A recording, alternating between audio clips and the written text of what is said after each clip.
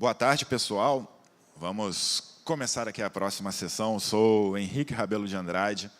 Estou aqui para falar com vocês um pouco sobre alta performance e burnout, estratégias para uma empregabilidade saudável e sustentável na era da IA. E essa história que eu vou contar para vocês, a gente podia começar há muito tempo atrás, mas eu só tenho aqui uma horinha para fazer essa apresentação. Então, eu escolhi começar pela pandemia.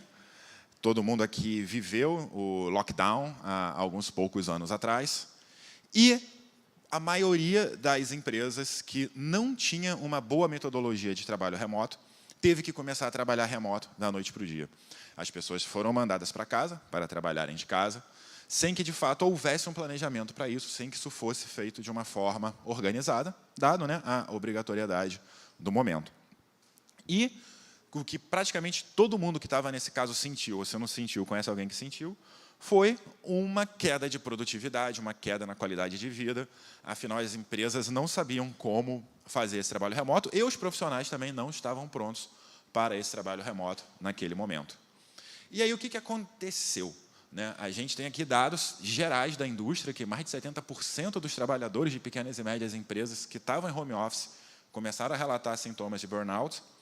E, somado a isso, na nossa área de desenvolvimento de software, globalmente, 83% dos desenvolvedores, em algum momento da carreira, relatam experiências de burnout. Então, a gente percebeu esse cenário, e eu e meu colega Pedro Marins, que talvez alguns de vocês conheçam aqui, professor da Alura e de alguns outros lugares, a gente foi chamado por algumas pessoas que estavam nos pedindo ajuda. Tanto eu quanto o Pedro, a gente há mais de 10 anos trabalhava remoto. Eu já desde 2012, quando eu fui trabalhar para a Wikimedia Foundation, que mantém a Wikipédia lá no Vale do Silício, eu ficava uma parte do tempo remoto. O Pedro também, com outros projetos que ele trabalhava, já remoto.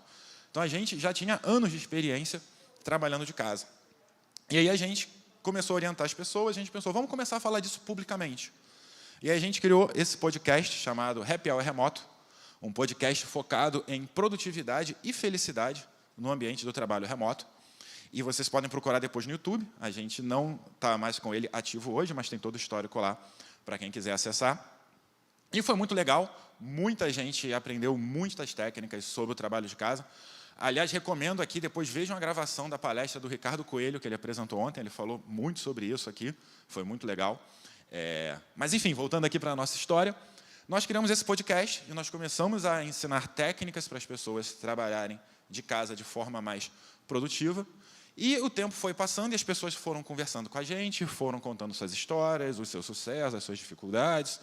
E a gente viu que muitos ex-alunos nossos, muita gente que se formou na universidade, eu dou aula há muito tempo, já dei aula em várias universidades, já dei aula na IBMEC, na Infinet, na Unirio, o Pedro também. E a gente via muito ex-alunos nossos falando sobre como ele faz ali o curso técnico, ele faz um curso de programação, ele se forma em HTML, CSS, JavaScript, se forma, às vezes, em ciência da computação, mas ninguém contrata ele.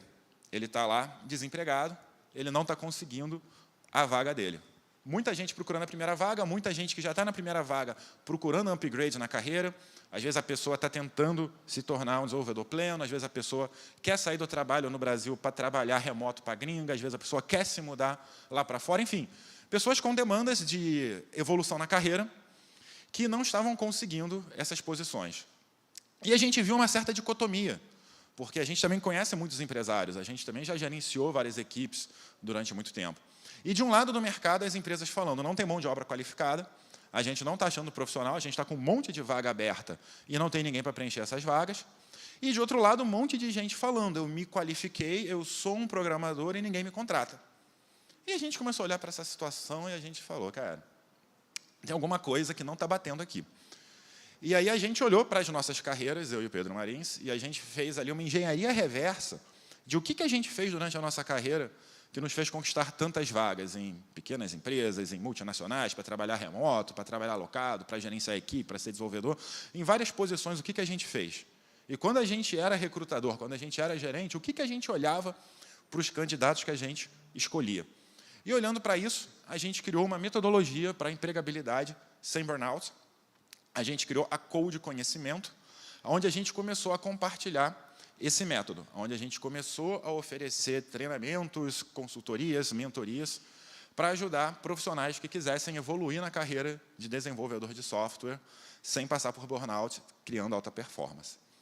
Bom, esse método hoje, mais de 1.400 profissionais colocaram em prática. Desses, mais de 400, quase 500, conquistaram a primeira vaga deles como desenvolvedor de software, colocando esse método em prática. Vários evoluíram na carreira, colocando esse método em prática. E a minha ideia hoje aqui é falar um pouquinho para vocês deles, obviamente que em 40 minutos eu não vou conseguir detalhar tudo. Aliás, eu estou aqui na frente do QR Code, esse QR Code aqui é direto para o meu WhatsApp. Quem quiser me mandar um oi, depois eu mando mais materiais completos sobre essa metodologia que a gente tem.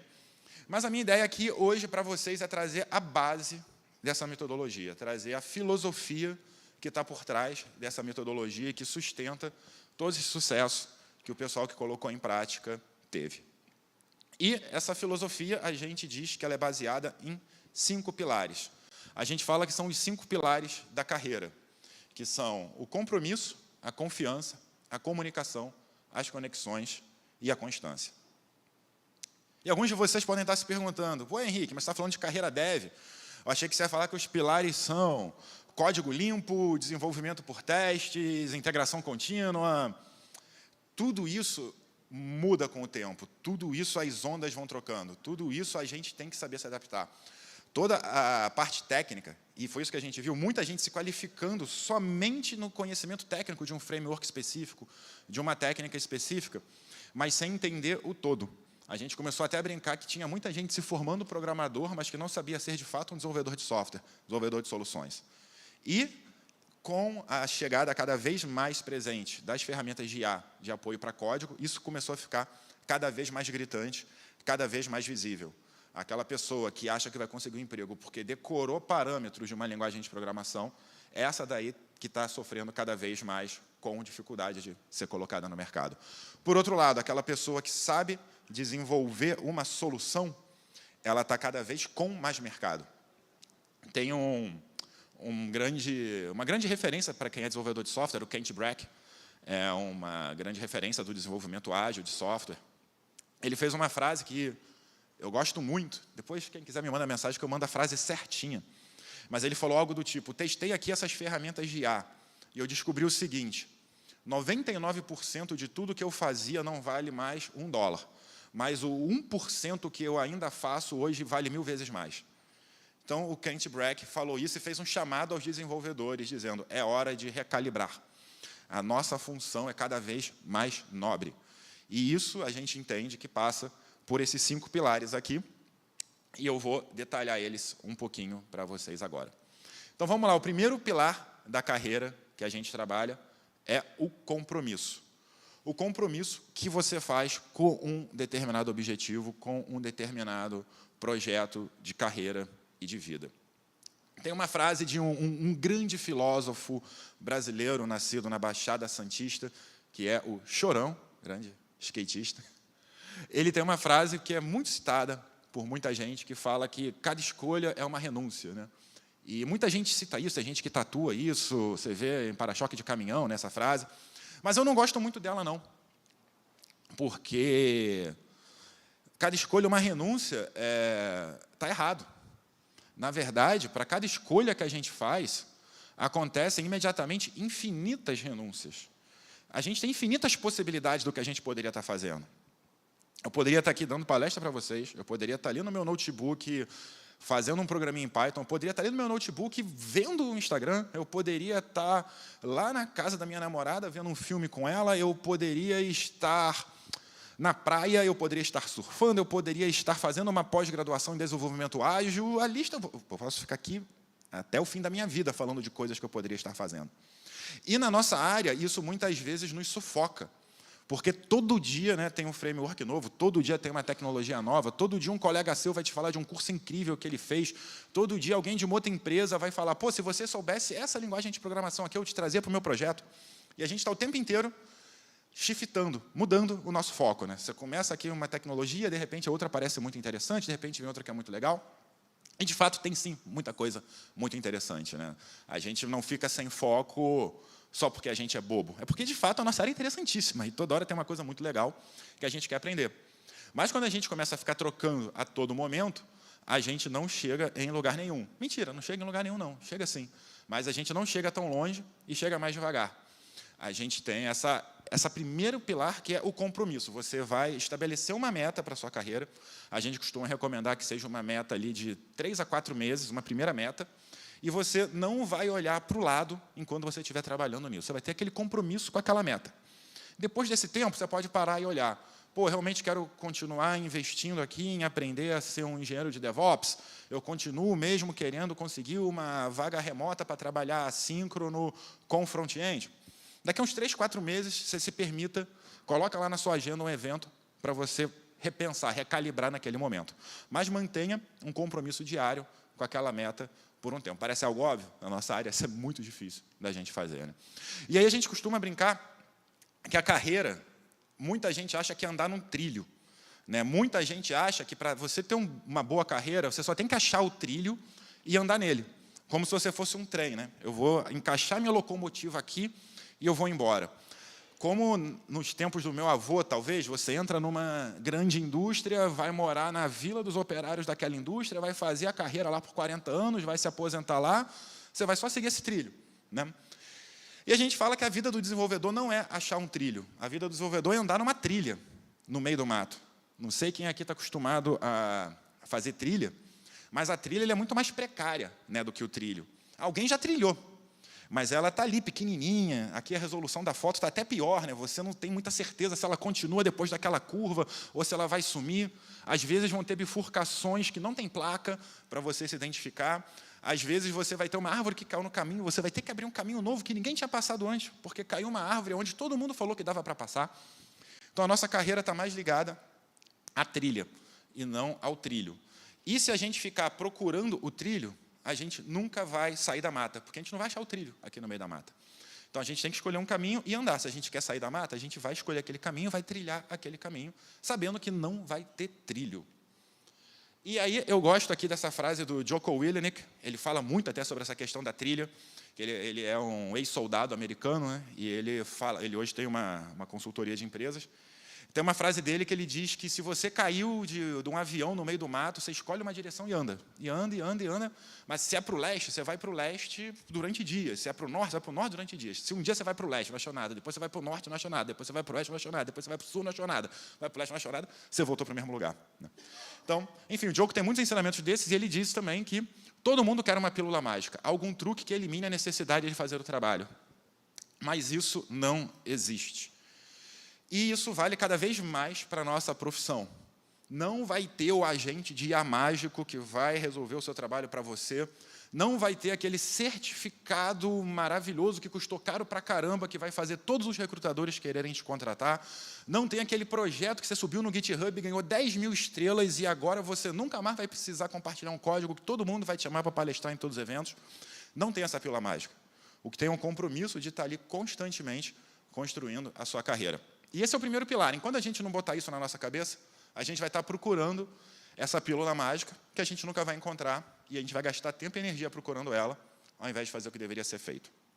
Bom, seguindo, uma vez que você estabelece esse compromisso, você pode começar a desenvolver o segundo pilar, que é a confiança.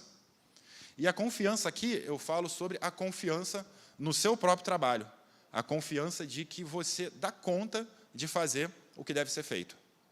E, novamente, na era da IA, cada vez mais a tal da síndrome do impostor está pegando muita gente. Muito profissional acha que qualquer robozinho vai fazer melhor do que ele o que ele deveria fazer, e aí ele começa a não fazer, e trava, e aí ele fica para trás, aí ele atrasou, e entra nesse ciclo de ficar com a confiança baixa, que é um ciclo cada vez pior para ele. Então, como é que a gente vai desenvolver confiança? Uma vez estabelecido o compromisso, a gente vai lembrar que a memória da experiência é mais forte que a memória do estudo. Então, a gente vai desenvolver a nossa confiança fazendo, colocando a mão na massa, praticando. A gente tem uma siglazinha que a gente usa, que é o CTD. Pode parecer bobeira, mas que é código todo dia. A gente tem que estar codando todo dia. Não interessa se hoje você está doente, se hoje o dia está difícil. Cara, abre 10 minutinhos e faz alguma coisa. Você tem que estar lá todo dia. Isso vai aumentar a sua confiança. Mesmo que hoje você só... Cara, hoje eu realmente travei, eu só melhorei uma frase do meu README, foi o que deu para fazer hoje, mas, porra, mas mesmo hoje, no pior dia, eu fui lá e melhorei meu README.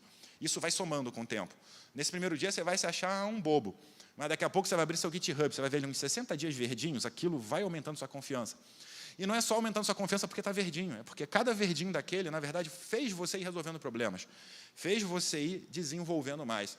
E aí não adianta você vir aqui na palestra do Henrique, passar 3 dias no Latinoera ouvindo um monte de palestra, o pessoal que está vendo aí pelo YouTube vai acabar aqui, já vai clicar em outro vídeo, vai maratonar lá o curso de PHP do Guanabara, sei lá, e não vai fazer um código. Você só vai aumentar sua síndrome do impostor, porque você vai cada vez mais saber que existe muito conhecimento lá fora, e você cada vez menos vai achar que dá conta de fazer aquilo ali. Então, tem um rapaz que já foi citado aqui em outras palestras, o querido Linus Torvalds, criador. Para o pessoal da minha geração, a gente falava que ele é o criador do Linux, né? Para o pessoal dessa geração, ele é o criador do Git. Enfim, é o criador dos 2 projetos. E o Linus sempre falou, talk cheap, show me the code. Você quer sentar na mesa dos desenvolvedores? Você é um desenvolvedor que deveria ser ouvido por outros desenvolvedores? Show me the code, me mostre seu código. O que você está programando? O que você está fazendo? Aí a gente vai debater melhores práticas, aí a gente vai debater o futuro da profissão, mas você tem que estar codando. E quando você está codando todo dia, e você está aumentando ali a sua confiança, o que você pode fazer? Você pode começar a se comunicar. Você vai começar a mostrar para o mundo o seu trabalho, porque você vai ter trabalho para mostrar. Você vai estar fazendo alguma coisa. E mesmo que você esteja lá numa empresa que é totalmente fechada, que você tem que assinar um NDA para não compartilhar nada, você vai estar aqui com a gente numa comunidade de software livre, você vai estar fazendo projetos que você pode contar para o mundo. E raramente as empresas têm NDA que você não pode falar nada. Às vezes você não pode mostrar o código específico, mas você pode falar sobre o projeto. E por que é importante se comunicar? Eu não sei se alguém aqui já foi um escoteiro, mas você vê aquelas criancinhas uniformizadas, e o que os escoteiros têm? Eles têm esse monte de badge, esse monte de insígnia, e elas significam habilidades adquiridas pelo escoteiro, né? Tem uma ali dizendo que ele sabe fazer fogo, tem uma ali dizendo que ele sabe lavar o sapato. Para cada habilidade que ele foi desenvolvendo, ele foi ganhando um badgezinho que ele mostra para todo mundo, toda aquela comunidade dele olha em volta e sabe, pô, esses 2 sabem fazer fogo, esse daqui sabe procurar água, aquele dali sabe lavar louça, enfim, cada um vai ter ali a sua habilidade destacada. Isso é muito claro para os escoteiros. Aí você pode estar pensando, isso é coisa de criança, né? Não. Você vai olhar um general de alta patente, vai ser a mesma coisa. Ele vai ter ali as medalhas dele, das batalhas que ele participou, das equipes que ele liderou. Você vai ter essas insígnias, esses badges expostos ali no peito dele. Óbvio, não estou recomendando que a gente saia por aí andando com um monte de badge nesse momento. A nossa vida é muito mais virtual do que presencial. Mas nas nossas redes, nos nossos GitHubs, LinkedIns, blogs, etc., a gente tem que fazer isso. A gente tem que comunicar os projetos que a gente fez. A gente tem que comunicar os desafios que a gente superou. E muitas vezes quem está começando, quem está no início da carreira, fica envergonhado de fazer isso. Porque a pessoa acha, eu estou só começando, eu não tenho nada para compartilhar com o mundo, né? Quem está compartilhando conteúdo, está compartilhando conteúdo muito profundo. Eu vou lá no blog do Henrique Bastos, eu vou lá no canal do Fábio Akita. Eu não tenho como conversar com essas pessoas. Eu estou muito atrás. E aí você cai num problema muito sério, que se você não começa a falar, você nunca vai chegar no nível desses caras. Você precisa começar a comunicar o que você está fazendo para você poder continuar crescendo. E saibam que, normalmente, quem se comunica muito nas redes é a pessoa sênior. Então, aqui você cai num viés de confirmação de uma síndrome do impostor muito perigosa. Porque se todo mundo que é júnior fica com vergonha de se comunicar, parece que não tem júnior lá fora. Parece que está todo mundo só super sênior e só você que ficou para trás. Então, quando você começa a se comunicar, eu, quando comecei a trabalhar com projetos de software livre, lá em 2004, 2005, eu tinha meu blog, o Pedro tinha um blog dele, toda a turma lá que eu andava tinha seus blogs, e a gente compartilhava soluções simples que a gente estava fazendo, projetos, às vezes, básicos. E a gente compartilhava, estamos fazendo isso, está aqui o repositório, está aqui o código. E outras pessoas que estavam no nosso nível vinham comentar também, pô, estou fazendo algo legal, me ajudou. Então, a pessoa depois já volta e já me chama, já vem para um congresso aqui, a primeira palestra que eu dei no Fórum Software Livre no Rio de Janeiro, era super introdutória, mas me chamaram, pô, o projeto de vocês é legal, mostra lá. E aí, aos poucos, você vai aparecendo se você estiver se comunicando. E eu gosto muito dessa frase aqui, que eu falei um dia, o pessoal falou, legal, bota lá, tem um monte de citação, bota uma sua também, botei uma minha também. Que é a seguinte, a nossa mensagem molda o nosso mercado. Quando eu falo para a gente comunicar o que a gente está fazendo, é para a gente comunicar de verdade o que a gente está fazendo. Não querer parecer que a gente faz mais do que a gente está fazendo. Isso aqui é muito importante. Eu vejo muita gente caindo nesse erro, especialmente no LinkedIn. O LinkedIn é uma rede maravilhosa para o pessoal cometer esse erro aqui. Você tenta fazer parecer que o projeto que você codou foi muito mais difícil, foi muito mais avançado do que realmente foi.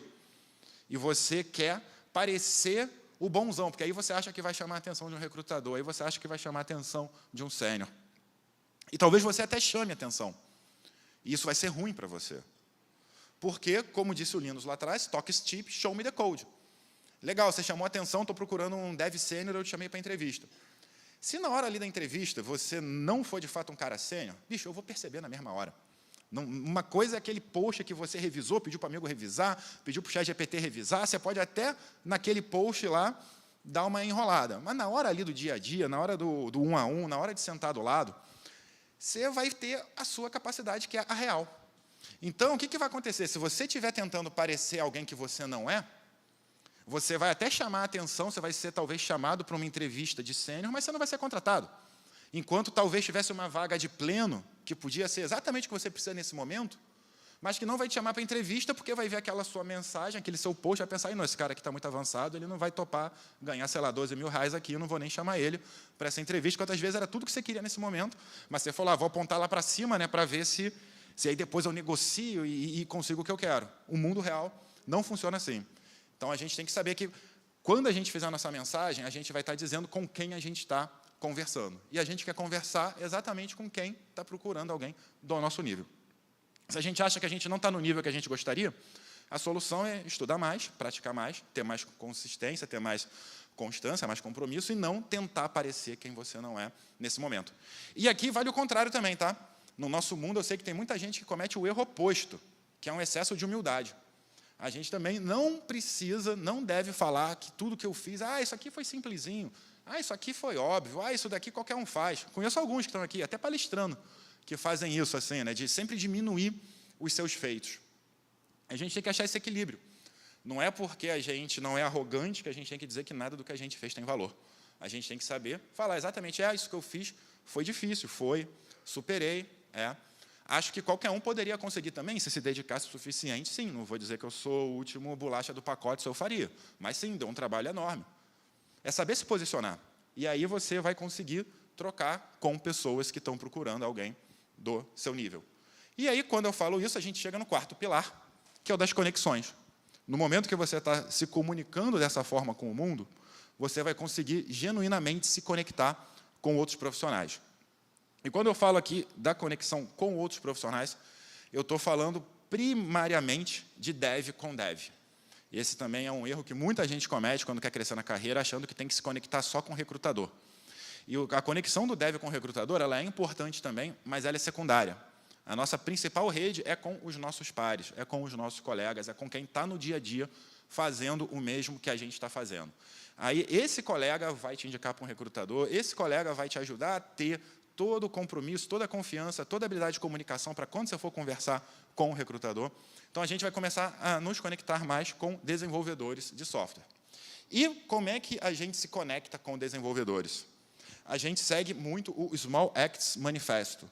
Esse é um manifesto, o Manifesto dos Pequenos Atos, que foi escrito há uns 15 anos atrás, talvez, por desenvolvedores de software brasileiros de comunidades de software livre. A gente se encontrava aqui no Latinoware, no FIGLE, lá em Porto Alegre, no Conisle, em São Paulo, enfim. Em vários eventos do Brasil a gente se encontrava. E a gente começou a perceber o que, digamos, a gente tinha em comum ali. Como é que aquelas comunidades funcionavam tão bem? Por que aquilo ali era tão legal? Por que a gente conseguia se conectar tanto e se ajudar e estava todo mundo crescendo junto tão rápido? E aí a gente fez esse manifesto aqui. É um manifesto de 10 itens.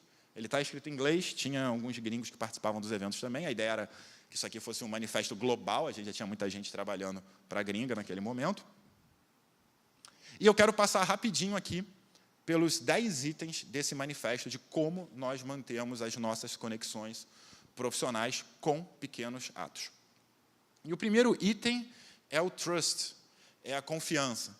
E aqui eu já falei da confiança lá atrás, né? Só que essa palavra ela tem dois usos, né? Lá no início era mais a confidence, a confiança que você tem em si mesmo, né? Aqui a gente está falando da confiança que os outros têm em você. Aqui a gente está falando sobre você ser uma pessoa confiável. Então, a trust é algo que deve ser respeitada e nunca colocada em risco. Como diríamos lá no Rio, não seja um vacilão. Tipo, se você falou que vai fazer alguma coisa, você faça. Se você vai ter que se atrasar, avisa antes. Coisas básicas. Mas, basicamente, não deixe ninguém na mão. E a gente sabe que problemas acontecem. Avise. Não faça a pessoa falar para um colega, eu vou chamar o João ali para um projeto. O que você acha? Porra, João atrasa, não entrega as coisas, melhor não chamar ele, não. Pior coisa que pode acontecer com você. A trust em você, a confiança em você, jamais pode ser colocada em risco dentro das suas conexões. E o segundo ponto é o diálogo. O diálogo é a maneira de estabelecer um relacionamento verdadeiramente confiável. E quando eu falo em diálogo, falando aqui muito rapidinho, né, a gente fala, óbvio, aqui a gente está tendo um diálogo. Não, nesse momento a gente não está tendo um diálogo. Nesse momento eu estou aqui fazendo um broadcast para vocês, eu estou fazendo um monólogo. E muitas vezes duas pessoas sentam numa mesa, uma de frente para a outra, e as duas fazem um monólogo. Muitas vezes eu estou aqui falando e você está sentado na minha frente, já sabendo exatamente o que você vai falar, só esperando eu calar minha boca para você falar a sua frase, sem trazer nada do que eu falei para dentro da sua fala. Isso não é um diálogo. O diálogo é, de fato, você tentar prestar atenção no que a pessoa está falando e trazer para a sua fala a compreensão do que a pessoa falou. Quando você faz isso, as pessoas gostam de você de uma forma genuína. Não é que gosta de você porque você fez um hackzinho, não, porque você está, de fato, se conectando. Você está, de fato, trocando. Você não está só cuspindo aqui, cuspindo ali. Então, a melhor forma de você manter uma conexão é, de fato, dialogar genuinamente com alguém. E o terceiro ponto, o contato pessoal, que é a experiência mais rica, que não é igualada por nenhuma outra tecnologia. E todo mundo que está aqui no auditório, obrigado, estão aqui no contato pessoal. O pessoal que está aí no YouTube, quando tiver a oportunidade de vir nos eventos presenciais, convidados. Mas não é só sobre estar no evento presencial também, né? O contato pessoal é o contato no 1 a 1. Isso, nesse momento, eu estou aqui no auditório com 100 pessoas, mas eu não estou me conectando com essas 100 pessoas. Eu estou falando aqui e alguém está ouvindo, o outro está dormindo, o outro está com o celular na mão, o outro está pensando o que eu vim fazer aqui, e alguns estão realmente achando interessante, mas eu só vou me conectar com vocês se vocês me mandarem uma mensagem depois, se vocês me derem um oi lá no WhatsApp, falarem por que isso aqui está fazendo sentido para vocês, se a gente parar para conversar no corredor. O contato pessoal ele é sempre no 1 a 1. A gente tem vários momentos comunitários, coletivos, mas a verdadeira conexão ela se desenvolve no 1 a 1, mesmo que remotamente, mesmo que online, mas é no 1 a 1. E aí o próximo ponto é a transparência, que tem muito a ver com o que a gente falou da comunicação e também aqui dentro das suas redes. A transparência é um meio de você conseguir manter uma comunidade saudável, seja você mesmo aqui no evento, sempre que você estiver conhecendo alguém. E aí o próximo ponto é diversidade. Diversidade é um ponto que a gente tem que estar muito atento. As pessoas têm muitos interesses, mas se você precisa de um rótulo, rotule-se como um humano. Lembre do significado original de diversidade, lá na Declaração dos Direitos Humanos. Nós somos 7 bilhões de seres humanos e os 7 bilhões são diversos. Diversidade não é sobre pegar algumas categorias e falar, eu conheço uma pessoa dessa categoria, conheço uma daquela categoria, conheço uma dessa categoria. Pronto, tenho diversidade na minha rede. Não, diversidade é entender, como diz a filósofa Ayn Rand, que a menor minoria do mundo está no nível do indivíduo. Então, cada pessoa com quem você está conversando é diferente, é diversa. Não faça aquilo de começar a conversar com ela e falar, eu já entendi, ela é daquele tipo, né, daquelas pessoas que se comportam desse jeito e respondem daquela forma, legal. E ele aqui, ele é igual aquele meu chefe lá que eu não gostava, né, beleza. Não faça isso. Saiba que cada pessoa é diferente e se você souber disso, você vai poder se conectar. Organização, a auto-organização. As comunidades se auto-organizam. Os líderes surgem, mas não têm donos. Isso vale para as nossas comunidades auto-organizadas, isso vale também para as reuniões de 1 a 1. Tem uma coisa que me faz dar risada, que as pessoas às vezes falam, nossa, Henrique, você está sumido, há quanto tempo que você não me manda mensagem? Eu olho para a pessoa e penso, eu não te mando mensagem ao mesmo tempo que você não me manda. A pessoa está me cobrando como se eu fosse o dono da relação, como se coubesse a mim, somente a mim, mandar mensagem. A gente ficou 1 ano sem se falar, eu dei mole, mas ela deu mole tanto quanto eu, da gente não se falar nesse 1 ano. E a pessoa, às vezes, cobra como se ela fosse o agente passivo daquela relação. E relações profissionais, relações de conexão, os líderes emergem em alguns momentos e mudam em outros momentos. Tem hora que você está ali com mais tempo, está mais dedicado, você está puxando a conexão.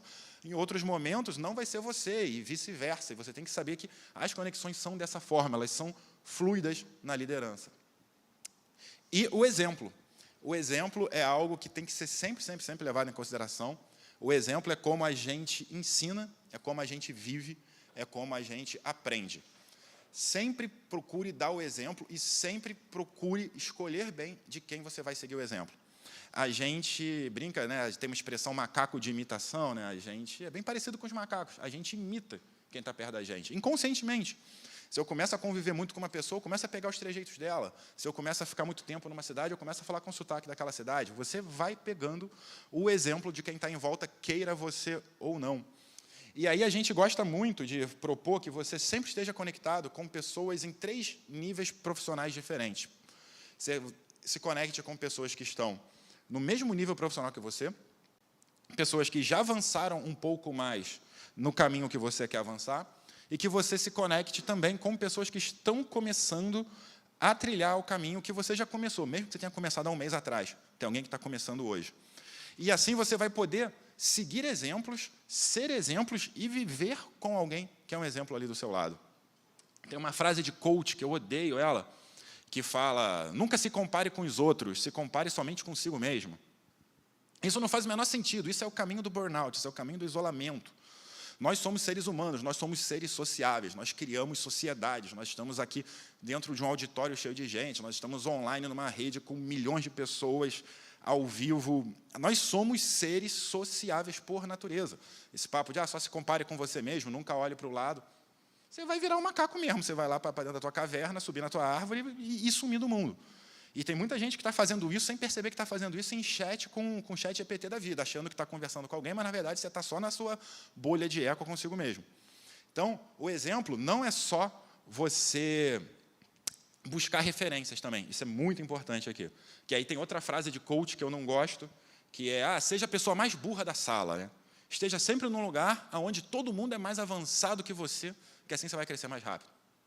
Essa frase tem 2 problemas. Primeiro, se você é a pessoa mais burra da sala e acha que isso é verdade, você fez todas as outras serem mais burras do que você, né? Porque elas não deveriam estar na sala com você. Então, para quem é da matemática aqui, a gente vê que não fecha essa estrutura lógica da frase. Mas mesmo que de alguma forma ela fechasse, eu vou dizer, para você crescer, você precisa ter a pessoa que está vivendo o mesmo exemplo que você precisa estar dando exemplo para alguém. Se você quiser só seguir o exemplo dos outros, vai ficar muito pesado. Você nunca vai ter uma vitória, você nunca vai se sentir dando conta, você vai sempre se sentir menor. E você vai acabar queimando. Bom, vamos lá, seguindo aqui, a gente vai falar da consistência nas conexões. As coisas levam tempo, a intensidade nem sempre é a resposta. Então, contatos têm que ter consistência. Eu uso uma ferramenta chamada Dex, inclusive tem N outras. Eu tenho até uma aula que eu já dei para os meus alunos sobre como usar ferramentas gratuitas para você fazer gestão de contatos. Você tem que estar sempre em contato com as pessoas, você tem que estar voltando. E aí, fulano, como é que você está? Eu lembro que você estava desenvolvendo um projeto, já publicou, já tem usuário, como é que está? Está com alguma dificuldade? A gente precisa de consistência. É muito mais útil para a sua vida profissional você ter alguém que todo mês você conversa 10 minutinhos do que alguém que uma vez a cada 3 anos você senta aqui e passa 3 horas conversando. Vai ser muito legal. Tem gente que eu encontro, só quando eu venho para evento a gente passa horas conversando.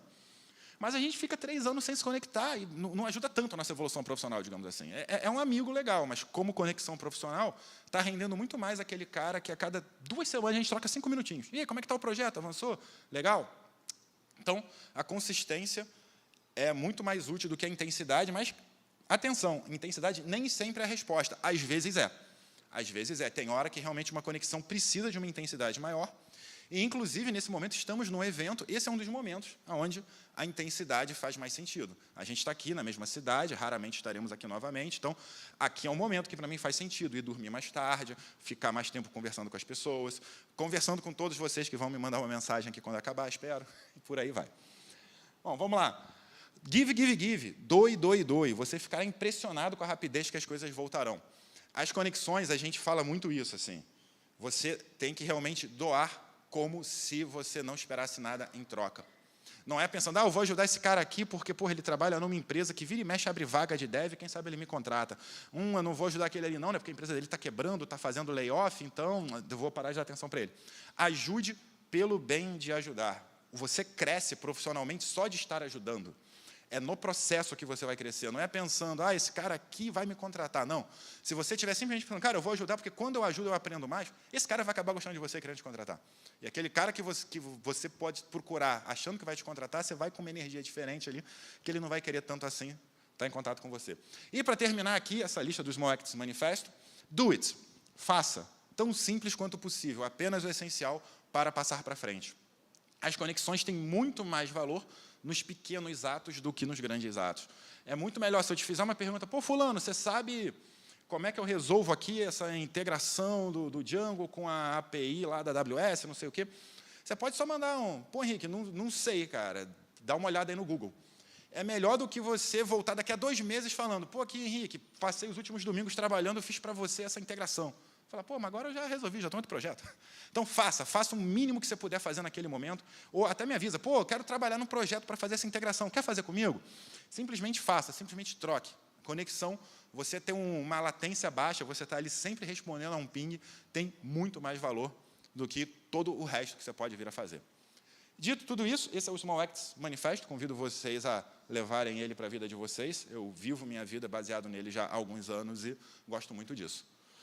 E aí, trazendo aqui, seguindo com os nossos pilares, o nosso pilar da conexão, eu gosto dessa frase do Sir Alan Collins, que ele era um diplomata da Inglaterra, representava a rainha da Inglaterra pelo mundo, e o Sir Alan Collins tem uma fala que gosto muito de citar, que é montar uma boa rede profissional exige esforço, sinceridade e tempo. E ele era um embaixador que representava a rainha da Inglaterra, tá, gente? Quem sou eu? Então, se ele tinha que dedicar muito esforço, sinceridade e tempo, imagina a gente para construir a nossa rede. E daqui eu gosto de destacar também essa palavra sinceridade. Esforço e tempo já são bem óbvias, eu diria. Bom, chegando aqui no 5º pilar do que a gente trouxe hoje para falar dessa base da nossa carreira, é o pilar da constância. Uma vez que a gente conseguiu ter o compromisso com as nossas metas, a gente desenvolveu a nossa confiança, a gente está sabendo se comunicar e a gente está conseguindo nos conectar, entra a necessidade da constância. E a gente tem que saber que o foco não é na busca da carreira, o foco não é na busca daquela vaga de sênior no Google, a busca não é em ganhar aquele salário de 10 mil reais para a gringa. O foco tem que ser no processo. A gente gosta de falar que você não deve querer o salário de dev, você deve querer a vida de dev. Você tem que estar sempre na sua carreira procurando qual é o processo mais interessante. E vai por mim, o dinheiro vem naturalmente. Conheço muita gente, nesses mais de 20 anos rodando eventos, liderando equipes, trabalhei com N tipos de pessoas diferentes. Quem está gostando do processo, quem está achando legal o que está fazendo, evolui na carreira quase que sem querer. É convidado para os eventos, é convidado para as vagas. Muita vaga, mas muita vaga mesmo, não é nem anunciada, gente. Muita vaga mesmo não é nem anunciada. Eu tenho uma vaga na minha equipe, primeira coisa que eu faço é perguntar para o pessoal do meu time. Vocês têm alguém para indicar que seria legal para estar atuando aqui? E eles vão olhar o quê? Para aquela rede deles, das conexões. E com quem eles se conectaram bem? Com quem está focado no processo, com quem está se divertindo ali, trocando, desenvolvendo. E, naturalmente, eles vão indicar essas pessoas. A gente só vai publicar no LinkedIn a vaga, a gente só vai contratar um recrutador se a minha equipe não tiver ninguém legal para indicar. Mas o primeiro caminho é esse. E eles não vão indicar alguém que, esse meu amigo aqui, o sonho dele era ganhar 20 mil reais. Vamos dar uma chance para ele. Mas por quê? Porque ele queria muito ganhar 20 mil reais. Não. Mas, não, esse cara aqui está sempre nos eventos de software livre, participa dos fóruns, tira dúvida, ajuda a gente lá no GitHub, faz uma documentação muito completa. Legal, vamos conversar com ele aqui. Então, se você está com foco no processo de viver a vida de dev, você vai ter muito mais oportunidades. E aí, aqui, o Steve Jobs, ele tem essa frase bem conhecida, que ele diz, você não pode conectar os pontos olhando para frente. Você só pode conectá-los olhando para trás. Então, a gente vai ter muitos movimentos na nossa carreira que a gente vai fazer, que a gente, às vezes, não vai saber onde eles vão se conectar. Como a gente falou lá no Give, Give, Give, Give. Depois que um tempo passa, eu já estou com a minha barba branca aqui para falar para vocês que eu já vivi alguma coisa, quando você olha para trás, tudo faz sentido. Você conecta os pontos, você entende porque você viveu o que você tinha para viver. Se você estiver trilhando a trilha certinho, você vai depois olhar para trás e conseguir conectar todos os pontos para entender porque você fez aquele movimento. Se você quiser, primeiro desenhar todos os movimentos para depois começar a andar, você vai perder sua constância, você não vai conseguir continuar caminhando. E aí, eu gostaria de lembrar a vocês que estar preparado é momentâneo, especialmente na nossa área, especialmente agora usando cada vez mais IA e mudando a nossa forma de trabalhar. Nunca vai acontecer de você falar, pronto, cheguei, conquistei aquela vaga, que talvez acontecesse lá com meu avô, agora eu sou aqui o torneiro mecânico da indústria e pronto. Agora eu vou ficar aqui 30 anos apertando esse mesmo parafuso, cheguei, aprendi o que eu tinha que aprender. Estar preparado é momentâneo, é sempre momentâneo. A gente nunca é preparado, a gente fala estar preparado. A gente tem que estar com essa constância da nossa capacitação, da nossa conexão até o final da nossa carreira. E isso não é só para a carreira, né? O mundo todo tem essa tendência. Se a gente não der manutenção, esse prédio aqui vai cair, esse ar-condicionado vai parar de funcionar, esse microfone vai queimar, o piso vai ficar sujo, a minha barba vai ficar esquisita, a gente vai ficar fedendo. Enfim, tudo tem um custo de manutenção. Tudo. As nossas conexões têm um custo de manutenção, a nossa carreira tem um custo de manutenção. E se você esquece disso por um tempo, você começa a se sentir para trás. Aí você começa a querer correr muito. Aí entra todo aquele ciclo que a gente falou lá no início, e você acaba tropeçando, acaba tendo um burnout. Então, a gente nunca pode esquecer que estar preparado é momentâneo. E é muito fácil a gente lembrar disso quando a gente está por baixo, né? Quando a gente está com dificuldade, quando a gente não está conseguindo alguma coisa. É essencial a gente lembrar disso quando a gente está na crista da onda. Quando a gente está mandando bem para caramba, quando a gente está naquele emprego tranquilo, com um salário ótimo, ali é o momento mais importante da gente lembrar que estar preparado é momentâneo. E, para isso, eu gosto muito dessa frase do Oscar Schmidt, mão santa, jogador de basquete. Fui jogador de basquete também por uns anos, nas categorias de base. Depois eu fui trabalhar como cientista de dados até, na seleção brasileira 3x3, no ciclo olímpico de Tóquio. E na preparação de atletas, tem algumas coisas que ficam muito óbvias quando a gente fala de atleta, do corpo, que às vezes a gente esquece quando a gente está falando da mente. E o Oscar fala, o impossível só vira realidade se você estiver bem preparado quando a chance acontecer. O Oscar, o apelido dele era mão santa, né? Em algumas entrevistas eu vi ele falando, mão santa não, mão treinada. Não é nenhuma bênção de Deus, não. Desde novinho, quando o treino acabava, eu ficava mais 2 horas lá no ginásio, arremessando mais 1000 cestas de 3 pontos, para quando chegasse na hora do jogo, eu estar ali com a mão calibrada. Não é santa, não é que eu rezei um dia e Deus me deu aqui a bênção de fazer cesta de 3 pontos. Ele fala que ele só casou com a esposa dele porque ela ficava lá depois do treino pegando bola para ele, porque senão ele nem teria namorado, porque ele não tinha tempo para namorar. Ela falou, tá bom, eu fico contigo pegando bola para você. Era o foco dele ali. E eu aposto que a gente chama ele hoje aqui para bater uns arremessos, ele não vai ter o mesmo aproveitamento que ele tinha há 20 anos atrás, quando ele era o melhor jogador do Brasil. Porque não é santo, é treinado. Bom, pessoal, chegando aqui nos finalmente, esses são os 5 pilares da carreira que baseiam o método de alta performance de informática e sociedade.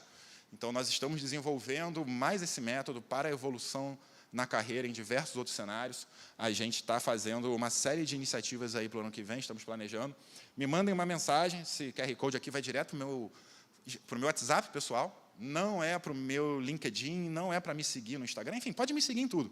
Mas eu quero me conectar com vocês. Eu quero que vocês me mandem um oi, me digam se fez sentido alguma coisa do que eu falei aqui, se vocês vão colocar em prática alguma dessas coisas, se ressoou para a realidade de vocês.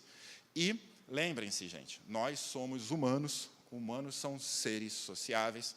Cada vez mais na nossa profissão vai ficar claro qual é o nosso diferencial. Quem quer decorar comando, quem quer decorar sintaxe, vai ser substituído por um robô.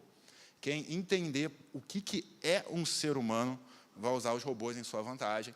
E quem se isola acaba tendo burnout, acaba esquecendo do que é a nossa carreira, o que é a nossa vida. Então, não se isolem, especialmente nesse momento. Se conecte comigo, se conecte com seus colegas aqui no evento. Tem mais de 1000 pessoas aqui no evento para vocês se conectarem, para vocês conversarem.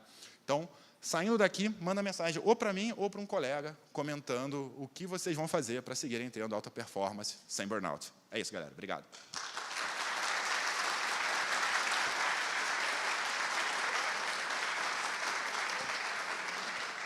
E temos 10 minutinhos para perguntas. Quem quiser, por favor.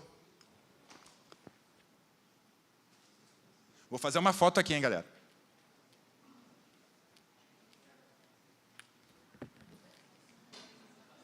Quem está com o microfone? Alguém? alguém? Quem levantou a mão? Quem levantou?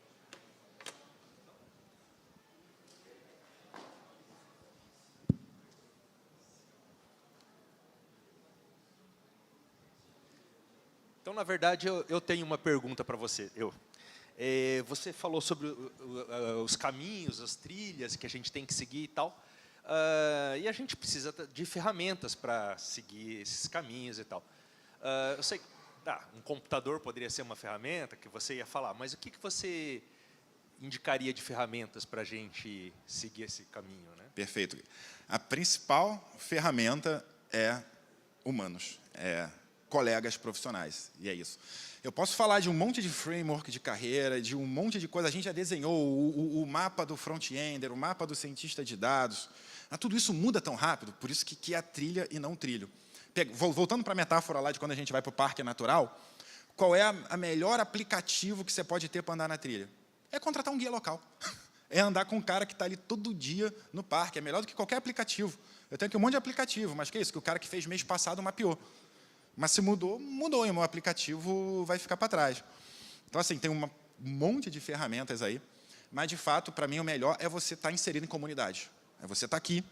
E não é só estar aqui, né? Já falei isso uma vez, falo de novo. Não é só vir para o Latinoera, assistir 10 palestras, tomar um monte de nota e ir para casa. É estar, de fato, trocando com outros profissionais.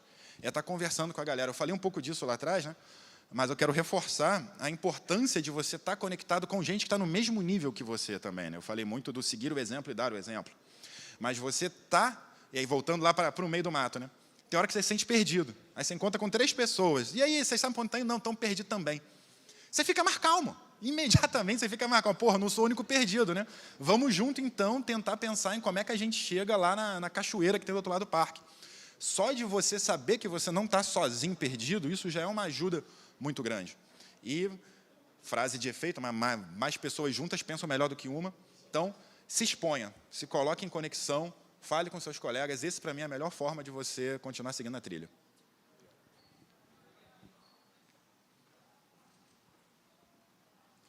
E já que falei da trilha, enquanto ninguém mais levanta a mão, gente, quem quiser, não precisa ficar tímido, não. Uma coisa que eu gosto de falar também é, você pode estar lá no parque o dia todo, passeando. Você vai para a trilha e você bate foto de uma planta, vê um passarinho, e você está ali o dia todo. Se você não tem compromisso com o destino, isso não é um problema. Você está ali, só passeando. Mas, digamos, você está naquele parque que você quer ir naquela cachoeira onde tem a janela do céu, que você quer ver o pôr do sol dali. Se você não chega lá às 5 da tarde, putz, você perdeu, era o seu objetivo. Se você tem aquele compromisso com o destino. Aí é mais importante você estar atento, você procurar gente para ir contigo. Se você quer ir ali, só vou no Parque das Aves, o passarinho que apareceu, eu bati a foto e depois volto para casa. Aí dá para ir sozinho. Mesma coisa vai para a nossa carreira. Estou aqui, vou fazer o projeto que der, se não aparecer nada, está tudo bem também. Aí dá para ir sozinho. Mas se você tem um objetivo, se tem um compromisso com alguma coisa, aí vai junto. Levantou a mão ou está só se coçando aí? Aqui.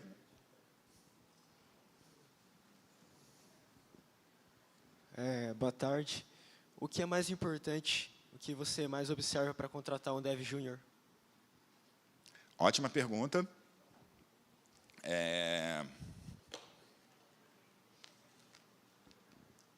Esses 5 critérios aqui. Os 5 pilares.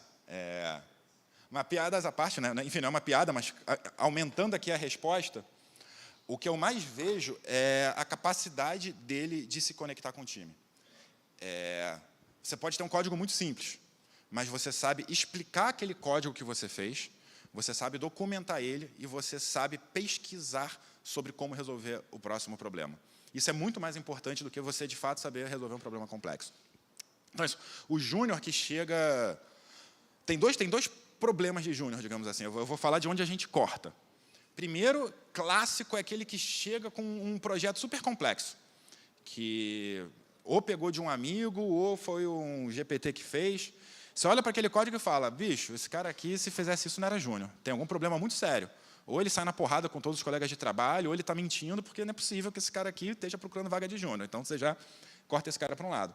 E, do outro lado, tem o cara que só sabe teoria. Tem um cara que só sabe teoria. Às vezes tem um júnior que está com um currículo enorme, fez 2 graduações, tem 3 certificações. Aí você pergunta, deixa eu ver teu GitHub. Ah, eu não faço não porque eu estava estudando para a prova. Legal, parabéns, mas e o código? Não, quando você me contratar, eu vou fazer código para caramba.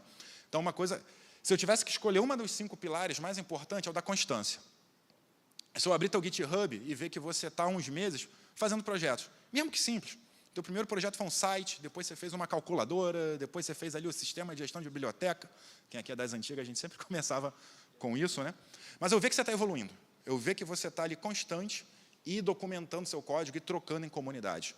Isso é uma coisa que a gente valoriza muito também, é você saber acessar a comunidade. Como é que você responde a uma dificuldade? Como é que você acessa outros profissionais? Se você sabe fazer isso, eu sei que você vai crescer muito rápido no meu time.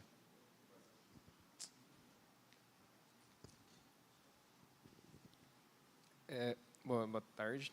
Nessa parte de acessar profissionais mesmo, igual você disse, quando você quer chegar a algum lugar, acompanhado de quem tem o mesmo objetivo, é mais fácil. Então, comunidades com diferentes propósitos tendem a valer mais do que dependendo do que você quer. Como achar uma comunidade que se alinhe com o que você quer e como se conectar de fato? Seria fazendo, mas eu fiquei em dúvida. Perfeita pergunta, tenho horas e horas de aulas sobre isso, mas resumindo em 2 minutos, seja interessante, não seja interessado. Tem uma frase que eu gosto de falar, que é não seja um mendigo digital. A gente vê um monte de mendigo digital, o cara aparece no meu LinkedIn, oi Henrique, pô, então eu queria virar um Dev Python Sênior, me diz aí o que eu tenho que fazer. Eu falo, pô, se preparar, vai. Mas se o cara me adiciona e fala, pô, Henrique, que legal, eu vi que você palestrou na Latinoware, é um evento que eu acho muito interessante, eu vi que lá também teve a palestra do Galvão, e, pô, e da palestra do Galvão eu já implementei aqui alguma coisa, mas a sua eu nem vi, mas, poxa, tem algo que você acha que conecta com a que eu vi lá que você poderia me dizer? Ele não veio só pedir alguma coisa, ele se mostrou, de fato, interessado em alguma coisa minha. Eu dei o exemplo aqui da palestra, né, mas olha o meu currículo, olha o meu GitHub, olha o meu LinkedIn, e vem falar comigo sobre um interesse seu em algo que eu estou fazendo. E quanto mais velha a pessoa, aprendam isso, hein, gente? Quanto mais velha a pessoa, mais ela gosta de contar história. Isso é uma verdade. E ó, eu nem estou tão velho assim, mas eu já estou cada vez mais gostando de contar história. Você chegar para alguém, para um cara que já fez algum projeto, você fala, cara, achei muito legal o seu projeto, me conta mais como você resolveu esse desafio. Você acha que você está perturbando ele, né? Cara, você botou um sorriso na cara desse dev que está há 5 anos querendo contar para alguém sobre aquele desafio que ele resolveu e ninguém pergunta. Mas, normalmente, a gente é mais introspectivo também, a gente não sai gritando, então, se ninguém pergunta, a gente não fala mesmo. E, de repente, alguém perguntou, esse cara vai botar um sorriso no rosto e falar, porra, deixa eu te contar como é que eu fiz isso. E ele vai te contar. Então, a melhor forma de você se conectar é se mostrando interessado. É isso, entrou numa comunidade, sei lá, deixa eu pegar aqui você entrou na comunidade do Big Linux. Você vai chegar lá, pô, galera, então, eu estou com um problema aqui que eu preciso resolver, que eu estou fazendo um sistema embarcado, que eu queria botar o Big Linux. Como é que eu faço para compilar ele nesse microtik aqui? Vamos falar, você aprende. Vai chegar, então, galera, olha só, a gente está fazendo aqui esse código e ele é livre, a gente botou nesse repositório também, a gente está pensando em depois conseguir fazer o fork para o repositório principal do projeto, para quem tiver que resolver um problema parecido. Alguém quer ajudar a resolver esse desafio aqui? Vai aparecer alguém. Então, a postura é de você se colocar à disposição da comunidade e não só ir lá falando, me ajudem. Fazendo isso, você vai se conectar muito bem. E aí, como achar uma? Você já está aqui no evento, uma coisa ótima. Google e, principalmente, eu diria, procure pessoas. Procure pessoas, e aí, quando você achar pessoas que têm uma trajetória parecida com a sua, ou que estão indo para um caminho que você gostaria de ir, aí você veja qual comunidade elas participam. E siga as pessoas. Ainda mais, novamente, na era da IA, sigam as pessoas. Acho que tem tempo para mais uma ainda, lá atrás. Tem mais uma fila aqui. Tudo bem, Henrique? Então, me perdoe se eu fizer uma pergunta que tu já respondeu previamente, que eu não pude ver tudo, né? Mas eu queria saber, claro, eu estou pedindo para tu cometer um erro que é julgar assim baseado em poucos fatos, de tentar agrupar as pessoas, né? Mas eu queria saber, na tua opinião, o que faz assim grande parte, ou dá para dizer assim, uma quantidade considerável de pessoas que trabalham na área de tecnologia ali, ou de exatos até, que eles buscam meio que esse isolamento, sabe? Eu sou da área de tecnologia, né? Eu estudo isso, só que assim, eu tenho amigos, familiares, pessoas assim, por exemplo, lá na área da medicina, assim, que eles buscam essa interação, enquanto tem pessoas assim que mais na nossa área que fogem, assim, tem essa dificuldade. É mais isso que eu não consigo compreender muito, porque assim, se eles vão... Eu sempre gostei de resolver problemas, assim. Mas às vezes eu vejo que tem alguns assim que eles buscam assim, vou fazer essa área porque eu não tenho que interagir, sabe? Da onde que vem isso? Legal. Fui avisado aqui pela organização que acabou o tempo, mas eu vou pedir 30 segundinhos só para dar uma resposta muito rápida. A gente pode continuar no corredor, tinha uma mão levantada, a gente continua ali fora. Por que isso acontece? Não sei te responder, tem estudo de psicologia sobre isso e tenho interesse também em me aprofundar mais. A Juju estava aqui falando um pouco sobre isso também, hoje, em outra palestra, ontem. Mas o que eu posso dizer rapidamente eu falo com muita gente, cara, vocês acharam que iam ser programadores para não ter que lidar com gente, vocês até conseguiram se esconder por um tempo, mas já era, acabou. Se ainda tem vaga para esse cara que não lida com ninguém, esse é o cara que vai ser substituído por um robô. A nossa área nunca deu para ficar 100% isolado. Eu acho que cada vez menos vai dar. Aí tem, de fato, todas essas tendências de perfil psicológico e tal, que tem gente da psicologia estudando, tem interesse também em saber mais, a gente pode conversar lá fora. Então, pessoal, já estão querendo me expulsar daqui, que acabou o tempo. Novamente, QR Code aqui vai direto para o meu WhatsApp, me mandem um oi, digam o que vocês gostaram dessa palestra, se vocês vão colocar alguma coisa em prática, não se isolem, se conectem, é isso, obrigado.